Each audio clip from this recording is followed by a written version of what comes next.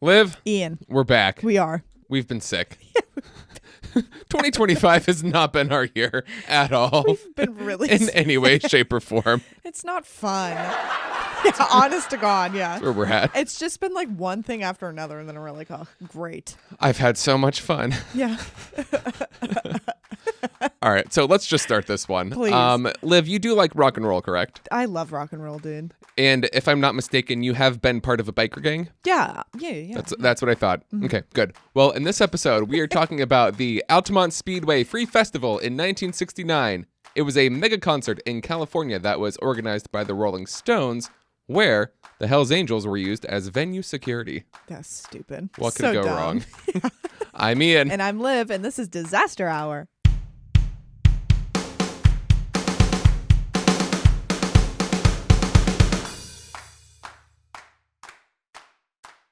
That was a shockingly good intro for really not us. wanting to do this at all today. We just feel bad that we haven't done it. I know, kind of. Yeah, I hate to say it. Sorry. I'm on my lunch break right now from my other job, and because we couldn't film tonight. And I've been sick for the last how many days? I lost 8 pounds though. Hell, okay. I mean, no, skinny. that's not the right way to do it. Yeah, though. Like I but- feel very tired right now. Very tired. Lost 8 pounds though. I also feel like my bathroom will never be the same. Yeah, you can't look at it the same after that. After what you've gone through. I've cleaned it Yeah. twice, like deep cleaned it twice, and I just feel like There's just- it's not my bathroom Yeah. anymore. And then I got sick on Saturday, and then I had to go to the ER to get medicine. And on top of all the weather, because we had to postpone the one recording because there was a straight fucking blizzard outside and nobody could drive anywhere. Yeah, Ohio's great. Ohio's great. Norovirus is great. Mm-hmm. But yeah, we're going to get into this episode, and sorry that it's been 2 weeks in between. Didn't plan on it. No. Season 6 was not our season. No. We'll try again in Season 7. Season 7's going to be great, guys. Season 7 is going to be great. I started working on the set list for that one. Really? Oh, a chef's kiss. Oh, lovely. Love Yeah. it. Yeah. All right, so let's get into this one. Okay. The Altamont Speedway Free Festival was a counterculture rock concert that took place on December 6th, 1969. It took place at the Altamont Speedway in California. Approximately 300,000 people attended this concert, which was anticipated to be the Woodstock in the West after the Woodstock Festival had taken place just 4 months earlier in August. And I would have been there. I know I said You I would would have have been been at Woodstock, and I would have, and then my ass would have hauled it over to California, and I would have gone to this one. Well, I mean, it's the 60s. What else were people doing? You yeah, had the time, I'm besides sure. hitchhiking and then How long would it take to smoking. hitchhike from New York to California? I guess it all depends on like who you hitchhike with. Because if it's like a big truck guy and he's like, yeah, I'm heading over there anyway, you Yeah, know, 3 days. it would take like 3 days. Exactly. Oh, Yeah. that'd be so fun. Mm-hmm. I want to go hitchhiking. I think Never we'd mind. get I heard how murdered. it said. No, never mind. Take it Yeah. back. Anyway, the concert featured performances by Santana, Jefferson Airplane, the Flying Burrito Brothers, Crosby, Stills, Nash & Young, and the Rolling Stones closed the show. Now, the event is remembered for its use of the Hells Angels as security. Okay, sure. What a crazy sentence. And lo and behold, the significant level of violence that plagued the festival. Mm-hmm. I wonder what happened. Who would have thought? But before we get into all of that, Liv, you want to go ahead and start us off with all the things? I really do. Thank you. All right.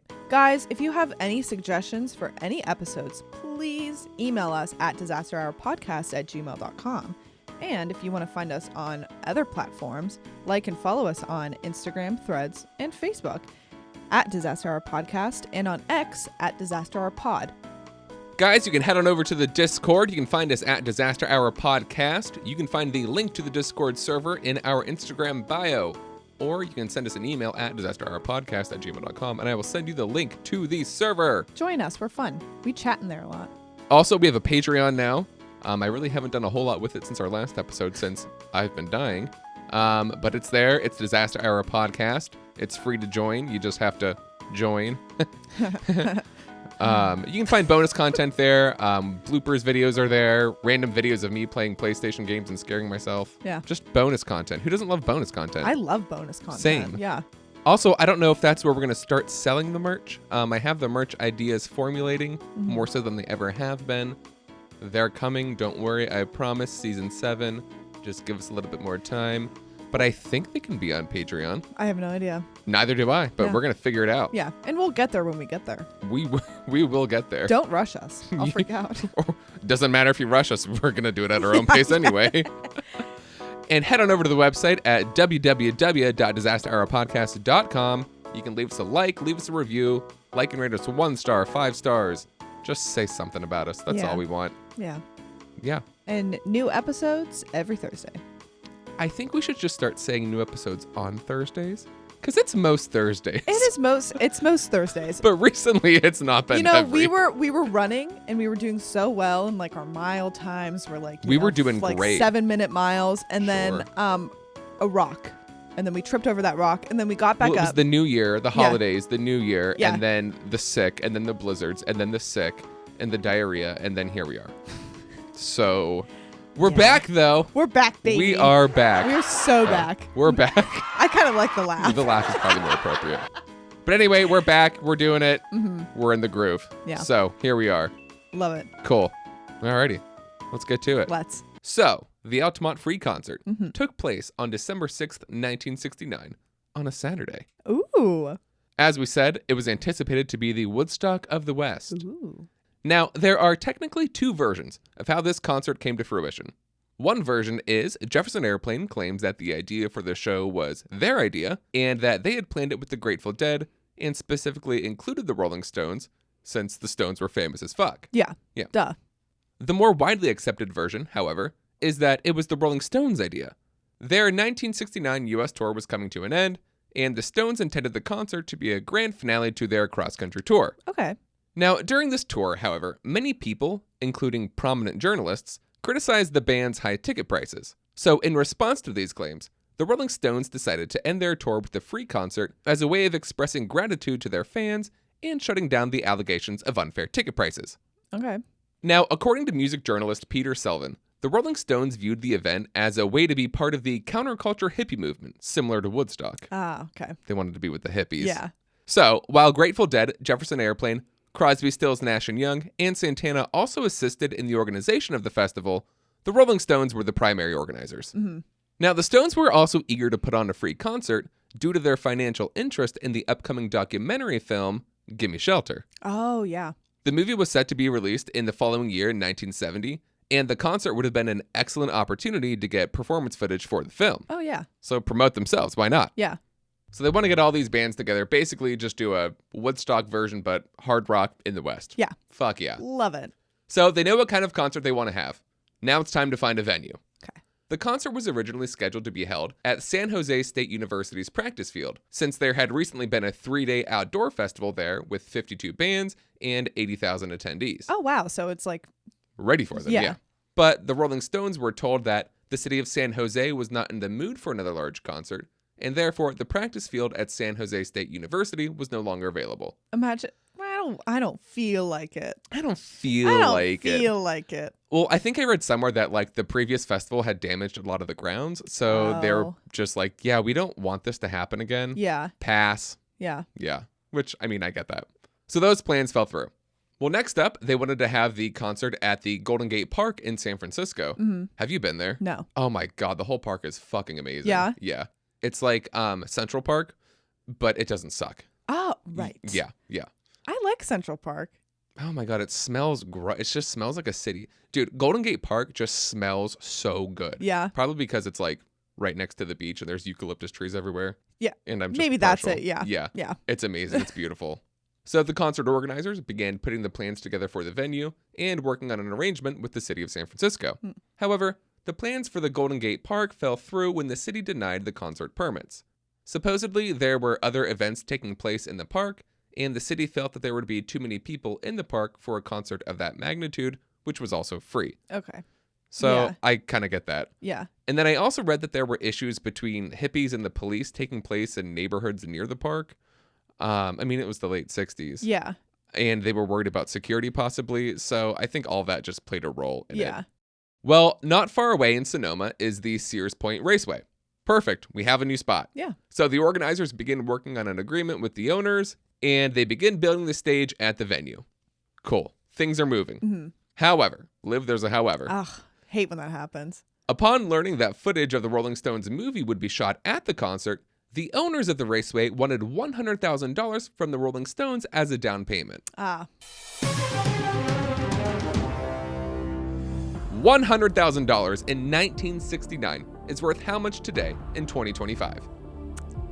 In 1969, $100,000. That's what you said. $100,000 in 1969 is worth how much today in 2025?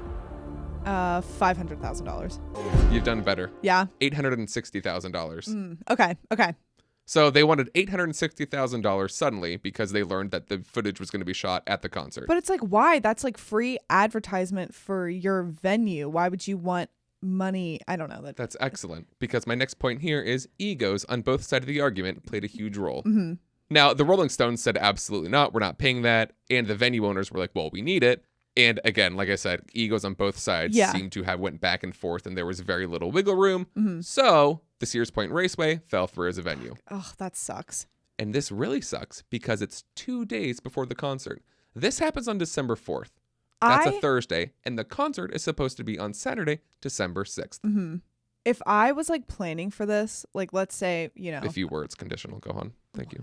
If I lived... Just because we're sick doesn't mean grammar has to go to the wayside. Shut up.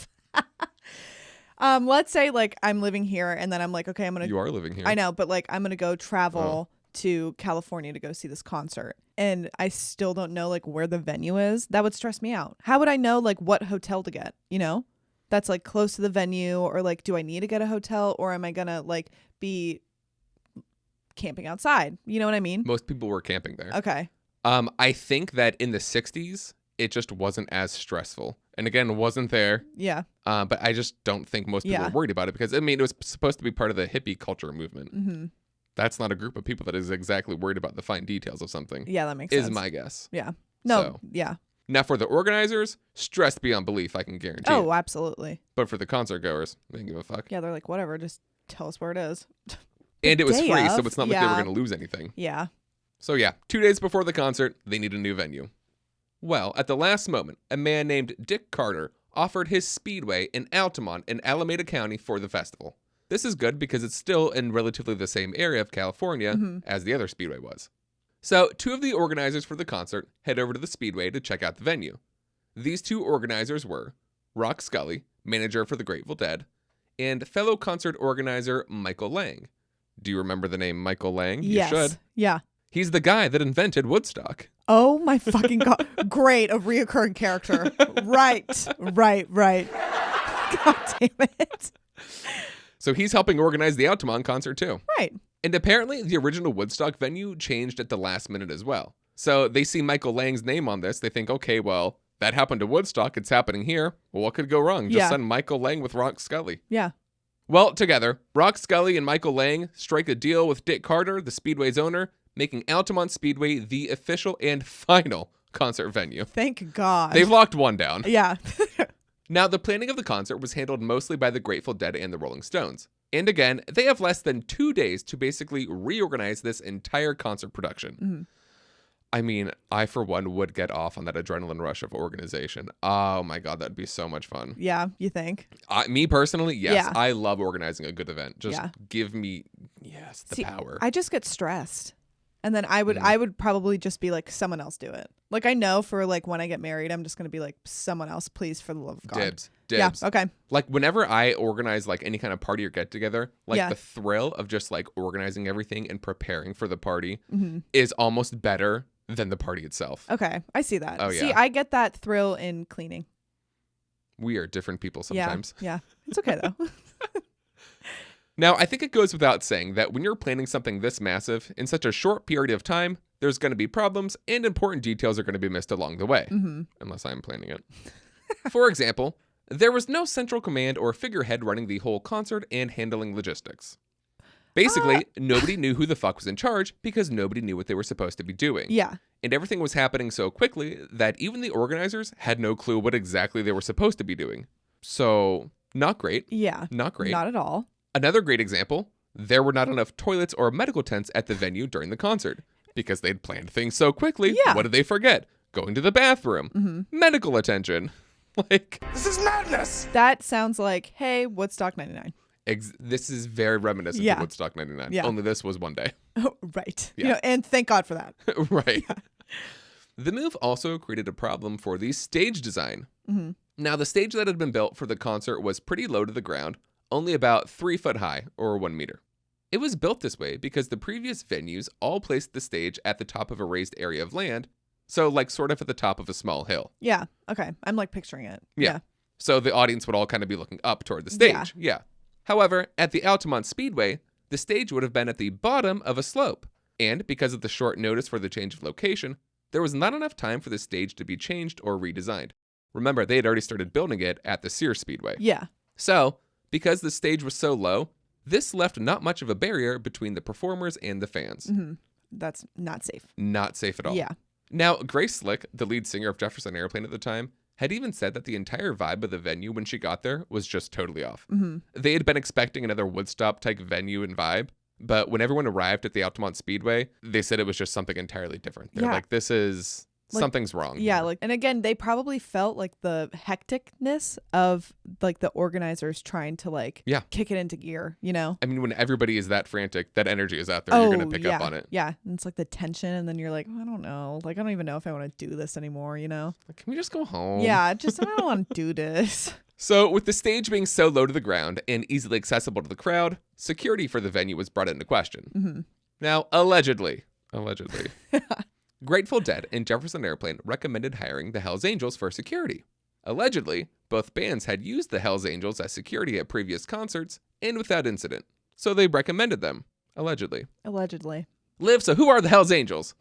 They're a biker gang. They are. Their official title, the Hells Angels Motorcycle Club, was founded in California in 1948. And I've honestly just always thought the Hells Angels are fascinating as shit. Have you ever like watched documentaries about biker gangs in general? Mm-mm. They're so organized. They're so intricate. Like people think of them as just like this gang of it's hoodlums. Like... No, there are levels to it. It is really organized as shit. Yes, it's beyond fascinating. Yeah. Now, sure, they've historically been accused of illegal activity, but that's all alleged. That's not for us to worry about. It is not. No, it is not. Now, the exact details of how the Angels were hired varies greatly depending on who you ask. And many people involved with the concert also outright denied anything to do with the hiring of the Hells Angels. Right. But allegedly, the Hells Angels were hired by the Rolling Stones manager Sam Cutler along with Grateful Dead manager Rock Scully. They had both met with a member of the Hells Angels San Francisco chapter who went by the name of Pete. Oh. Now, during that meeting, however, Pete said that the Angels as an organization were not security for hire. Mm-hmm. He's like, nope, we're not security, we're not police, that's not us. He shut that down. Yeah. Well, Sam Cutler and Rock Scully told Pete that, no. We don't want you to be security. We just want the Angels to hang out at the front of the stage and make sure nobody from the crowd gets on stage or disrupts the performances. Oh, so security. Right. Yes. Okay, right. And that was really the only direction that the Angels were given from Cutler and Scully. Just keep the crowd off the stage. Yeah. Okay. Now, I did watch part of the Gimme Shelter documentary. This was on Friday when I was dying. Oh, so it was probably like a fever dream. And you're I think I fever dreamed away through half of it. Yeah.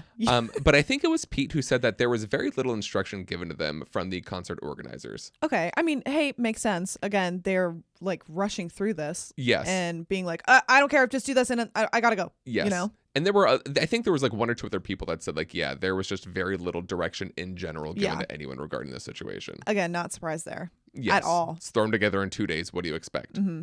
All right, so the official plan, though, is that some of the members of Hells Angels will show up to the concert, hang out up front of the stage, and make sure nobody gets on or disrupts the performances.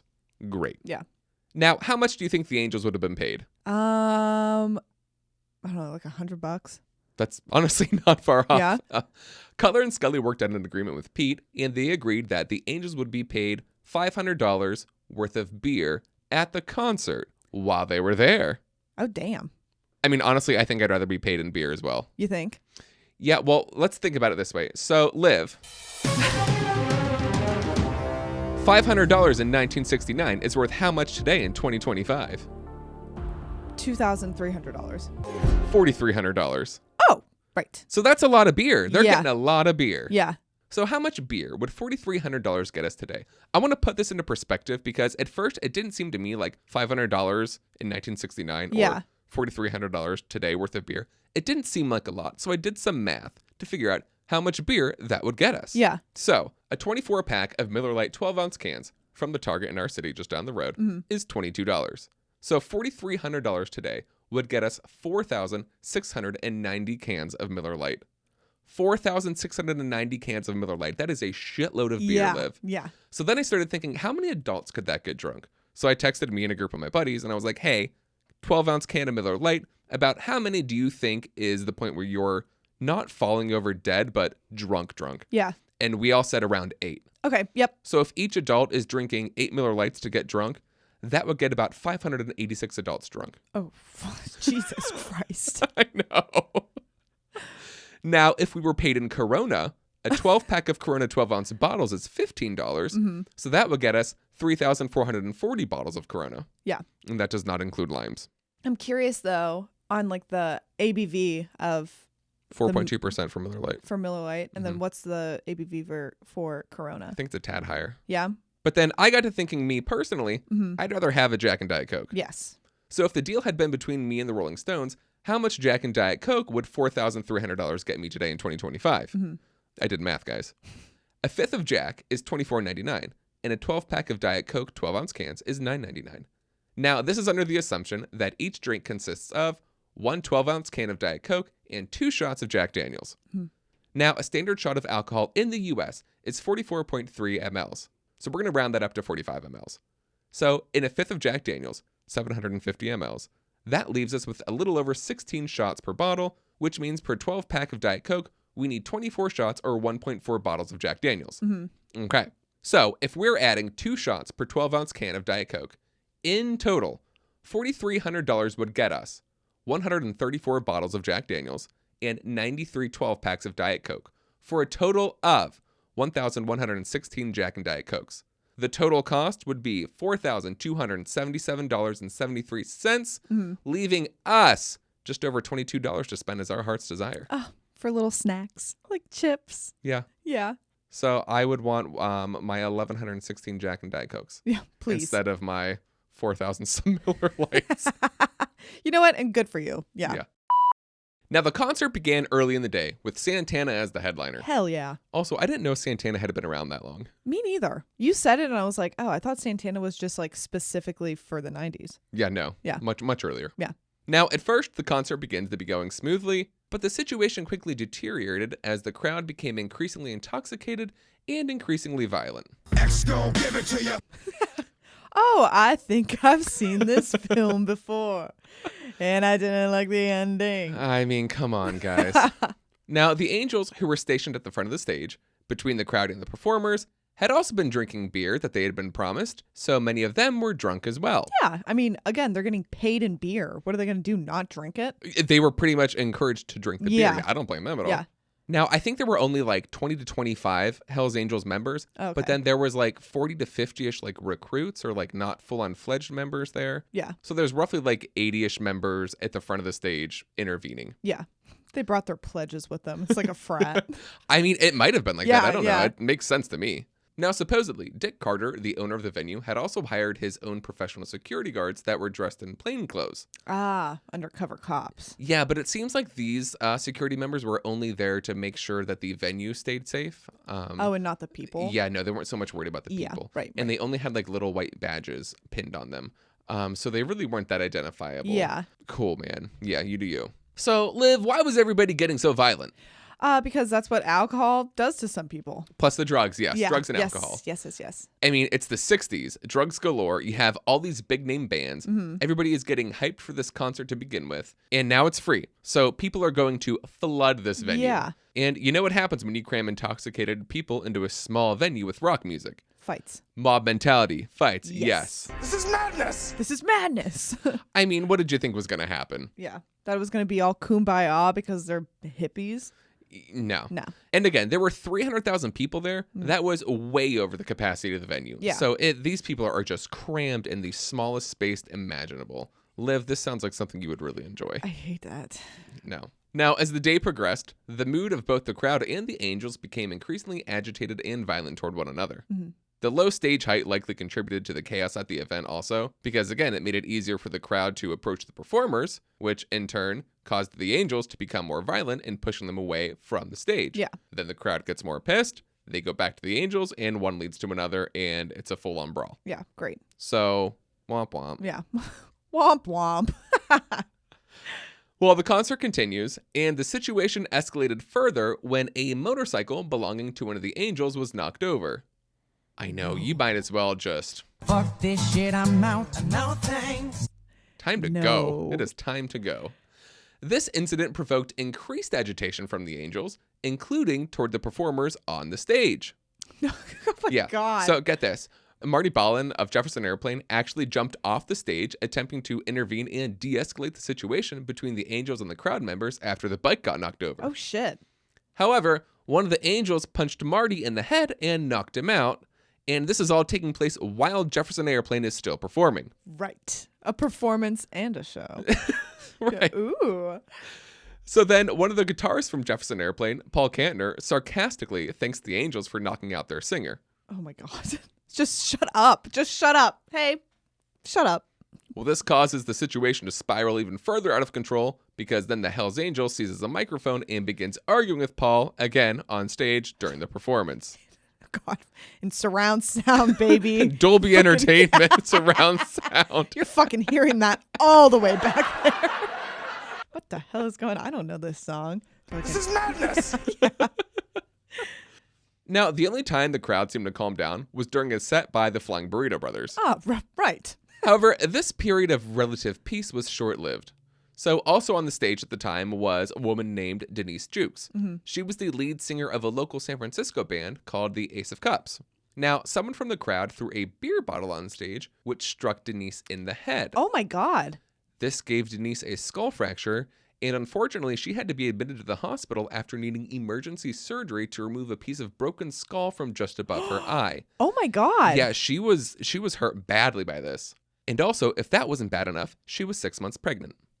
Oh, my God. Now, from what I could find, both she and the baby were fine. Okay, good. I mean, she did have to have surgery and whatnot, Yeah. but it seems like her and the baby were okay from this. Yeah.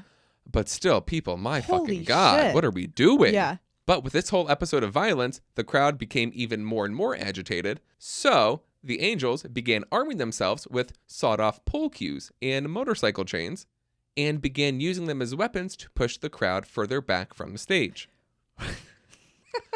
I mean, what did we think was going to happen here, guys? Hey, what are we doing? What the fuck? Sawed off pool. Hey, that's crazy. I mean, who allowed this to happen? Who allowed this to happen?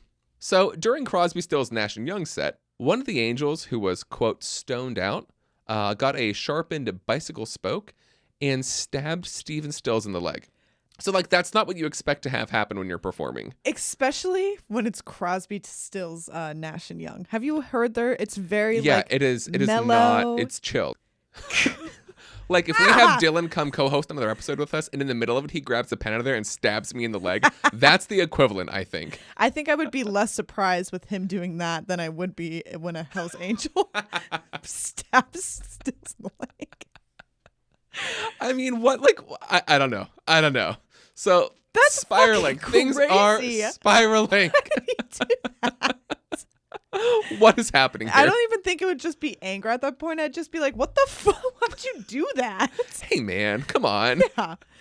Well, the Grateful Dead had been scheduled to play between Crosby, Stills, Nash & Young and the Rolling Stones. Yeah. But after hearing that Jefferson Airplane's guitarist got knocked out by the Angels, they refused to play and straight up left the venue. Hey, good. Good They're for like, them. things are so far out of control here. We're out. We're done. Yeah. Goodbye. They said, hey, fuck the shit, I'm out. No thanks. They literally said, Fuck this shit, I'm out. no thanks. Yeah, so I don't blame them there.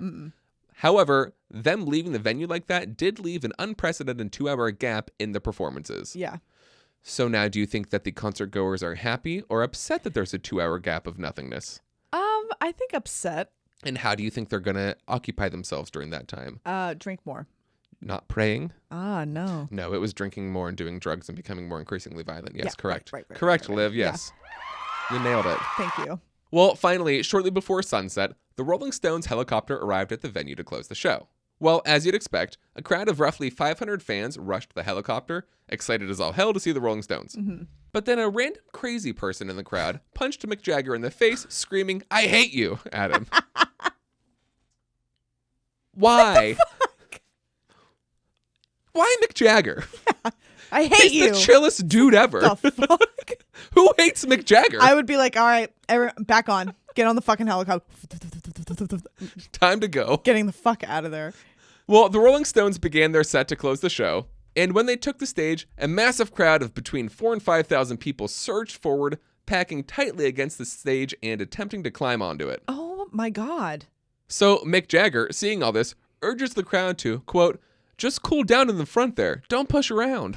And I can just totally hear him saying that Yeah. too. Like, hey, just don't push around, guys. What Yeah, are we very doing? thick, like English accent. Calm down there, guys. Don't push. However, a fight broke out near the front of the stage, imagine, Yeah. forcing the Stones to pause their performance while the Angels intervened to break up the fight. So after a lengthy pause, the Rolling Stones finally resumed their set after the Hells Angels restored some sort of peace. Yeah. I mean, you can't even call it that. Just No. Normal. restored some sort of, normal, less violence to the atmosphere. Yeah. But don't worry, the insanity soon returned. Oh, right. It didn't last course. long. Yeah. No. Now, at this point, some of the Hells Angels got into a fight with a man named Meredith Hunter. He was an 18-year-old who was attending the concert with his girlfriend, Patty Bredehoft. Mm-hmm. Now, Hunter had already gotten into a fight with at least one of the Angels, reportedly for trying to get on stage with other members of the crowd. Just don't do that. Listen, hey man, Yeah. Now, Hunter and the others were forcibly pulled away from the stage and forced back into the crowd. Right. And I'm assuming violence ensued sometime there and after. Yeah. Now, the fact that the Angels had used physical force against Meredith Hunter had really angered him. So, after a moment, after he was pulled away from the stage, Mm-hmm. Meredith was still enraged, so he made his way back to the front of the stage again. Come on, dude. Now, Hunter's girlfriend, Patty, had tearfully begged him to calm down and move further back into the crowd with her, but he was reportedly enraged, irrational, and, quote, so high he could barely walk. Oh, shit. Now, what happens next was actually caught on camera by one of the Maisley brothers, who were on stage filming footage for the documentary. And the Maisley brothers were the footage people. Oh, the documentarians? Thank you. The people filming the footage for the documentary. Yeah. Wow. Thank you for getting me through that. You're welcome. This is for you. Thank you. Thanks. Now, Meredith Hunter can be seen returning to the front of the crowd, and he's dressed in this bright lime green suit, so he's really easy to spot in the footage. Hell yeah. So Hunter gets to the front of the crowd, Mm-hmm. close to the stage, and pulls out a long-barreled .22 caliber revolver from inside his jacket. How the fuck did he get that? It's the 60s at a free concert. You Oh just my God. Probably walked in with it. So literally like, la la la. Yeah, they weren't checking shit there. No. They put the concert together in 2 days. They didn't even have fucking security. that's You think there were people at the... I just think that's like, not even that he got into the venue. It's just the fact, like, where was he hiding that no one was like, in his jacket. that's just crazy to Yeah. me. That's just insane. Yep. It was a different time. It was. Well, one of the Angels, Alan Pissarro, sees Meredith Hunter pull out the gun. So, Alan pulls out a knife, charges Meredith from the side, knocks the gun out of the way with his left hand, and stabs Meredith twice with his right hand. And this killed Meredith Hunter. Yeah. Yep. Now, jumping ahead, the autopsy report would eventually confirm that Meredith Hunter, at the time that he died, was high on methamphetamine. So he was absolutely not in his right frame of mind, which would have definitely compromised his decision-making skills at the time. Mm-hmm. So if Alan Pissarro hadn't stopped him, it's likely that Meredith would have fired into the audience Oh, or yeah. on the stage or who knows what. Yeah. with it. So this all takes place as the Rolling Stones are performing.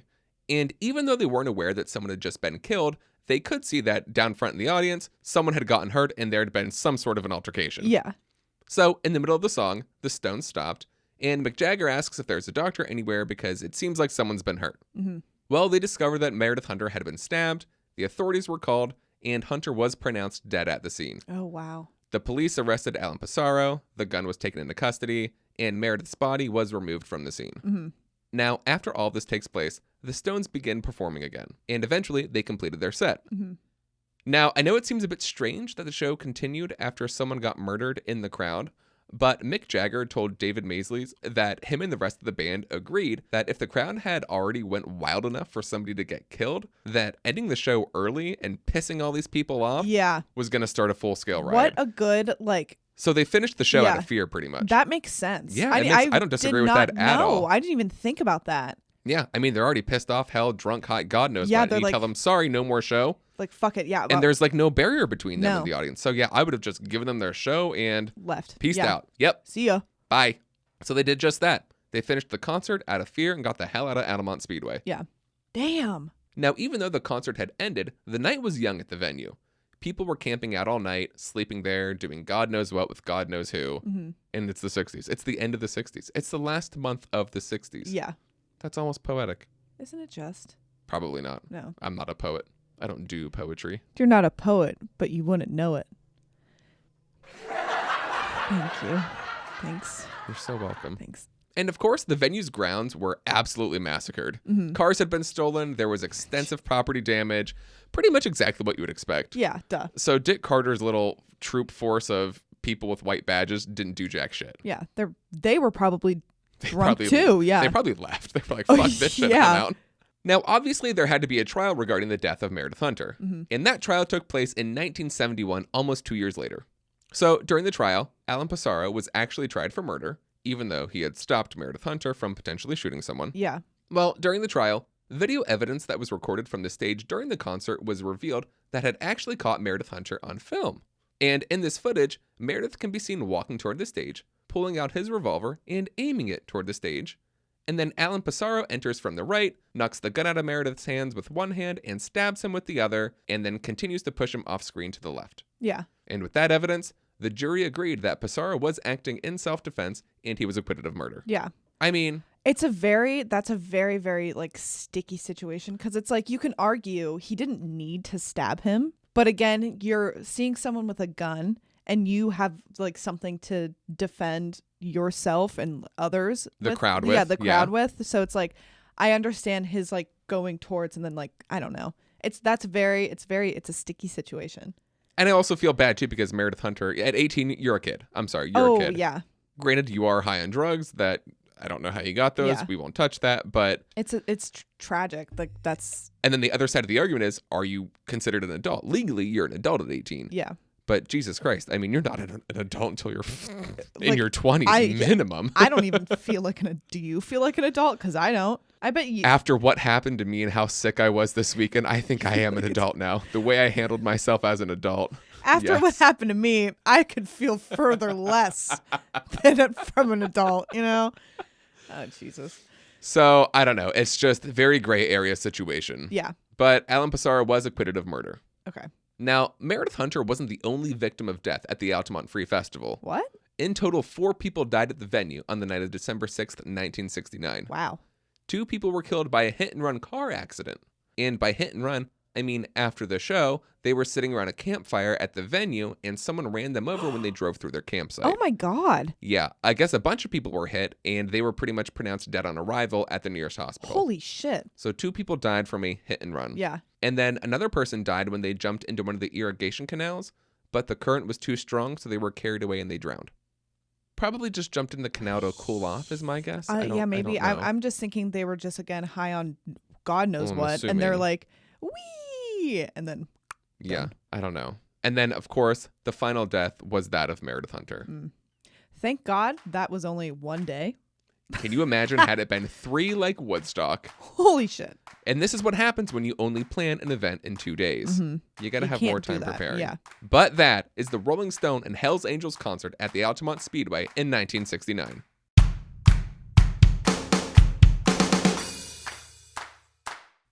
That's insane. And I knew that it was going to be because I was the one who suggested this episode.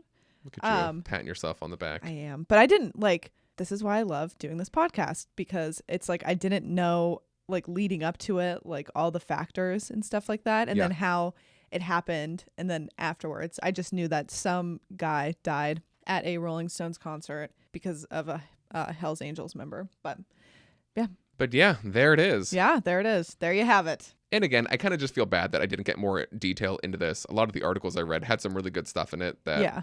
just some small details that I wanted to add in, but I never got around to. But again, we can blame flu season for that. Yeah. I know there's one thing that I want to mention that I think a lot of people would probably mention is that in the song American Pie, there's a line that references this whole concert. And he cites it as like the day the music died, which I think is cool and interesting. The song, I don't know why I was thinking the movie's American Pie. I'm like, how does that relate to this? Those movies really aren't that good. Yes, I'm with you now. I'm like, how the fuck did American Pie come into this? Okay, never mind. You're like the camp movie? You're like that came out in like what, like 2009? Like, hey. Let's play the blame game.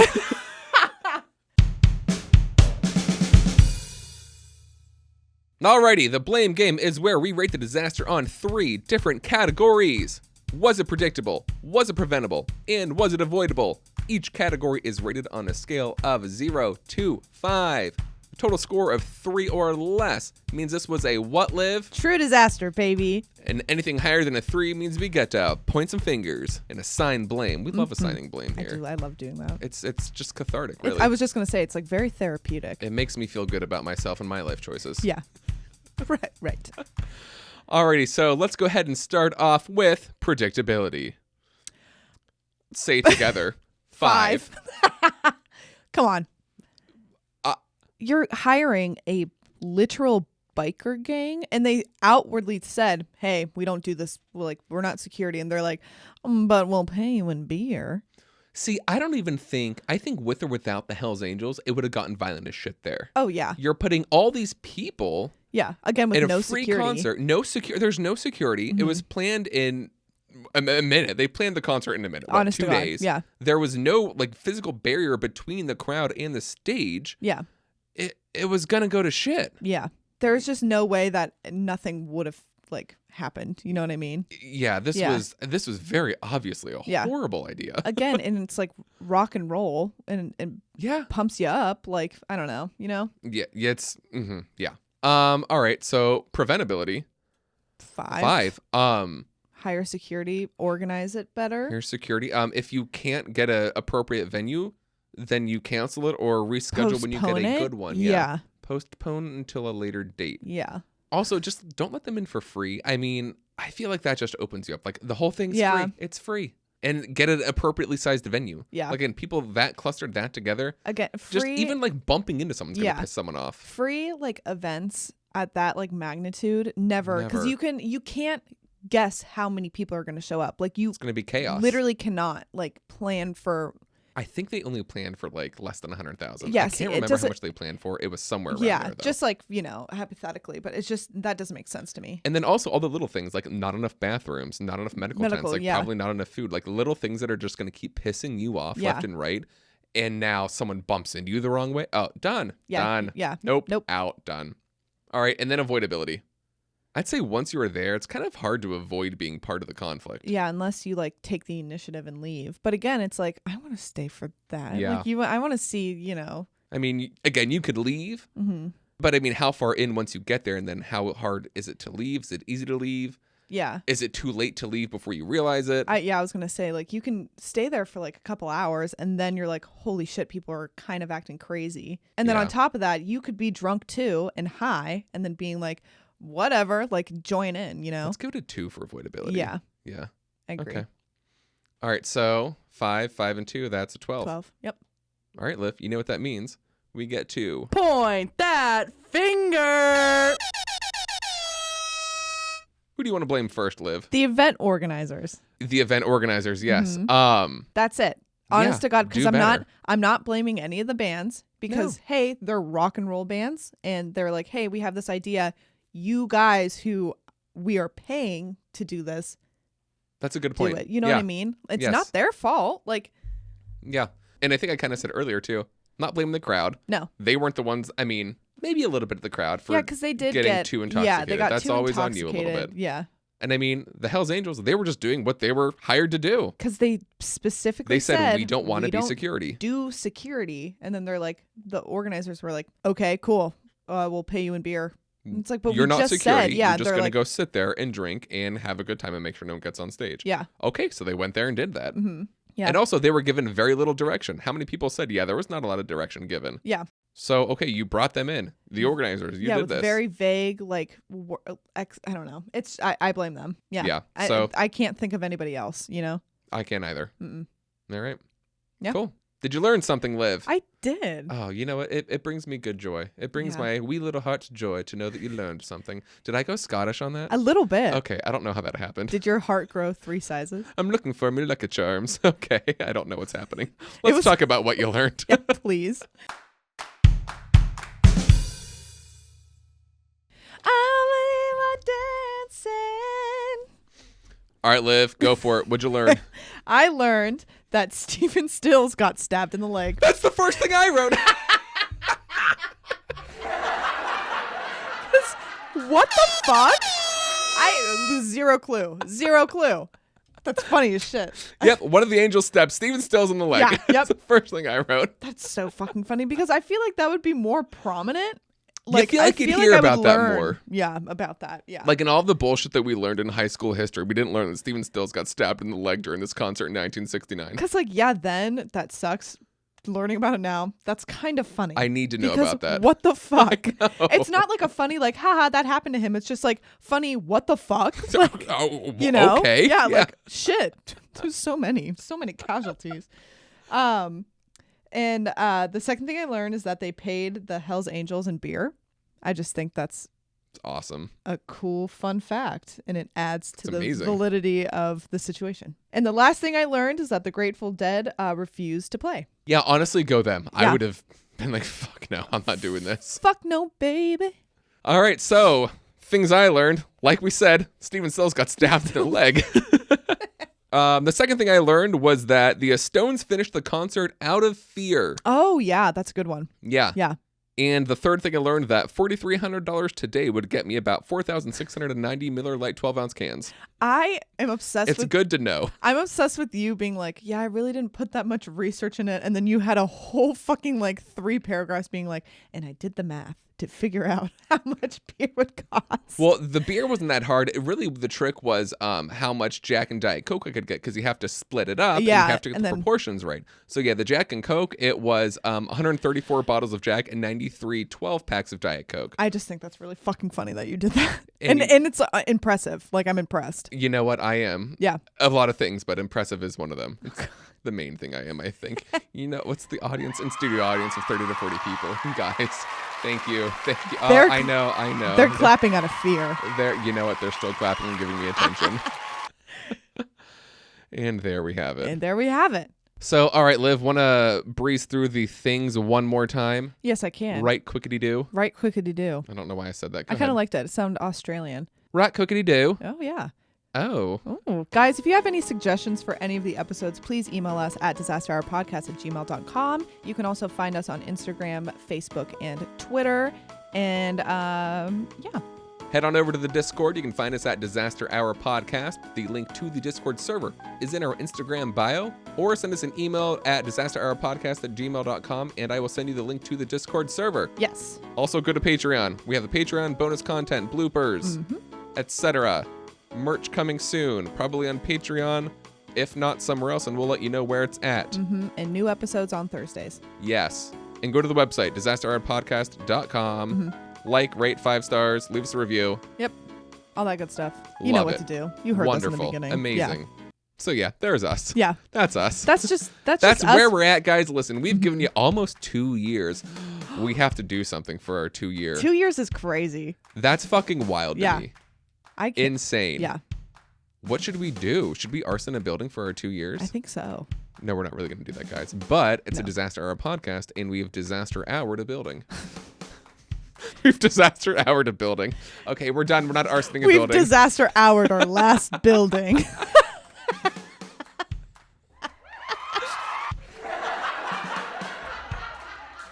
I can't get the button straight today. You can never get the button straight. No, I feel like I've been doing pretty good with the buttons. Yeah, no, I that's feel like true, I'm doing that's good true. with the buttons. Yeah. All right, what's on here? Anything else we want to do? I don't know. Good night, guys. Good night. night. It's like 2 p.m. If Yeah. that. Good morrow. Good To you- morrow to you, laddie. Good morrow to you and yours. All right, we're done, and we will see you next week. Thank you for being patient with us. Sorry that Yeah. we and Liv both tried dying. Sorry. We're gonna do our best, and our best isn't much, but that's that. Yeah, you'll get it. Oh, you're gonna get it. Yeah. You're gonna get it. All right. You're gonna like it. I don't We're know why gonna I have started fun. yelling at them, but Yeah. here we are. Sorry. Bye, guys. Thanks Bye. for listening. Love and ya. watching. Bye. Bye. This was very obviously a Yeah. horrible idea.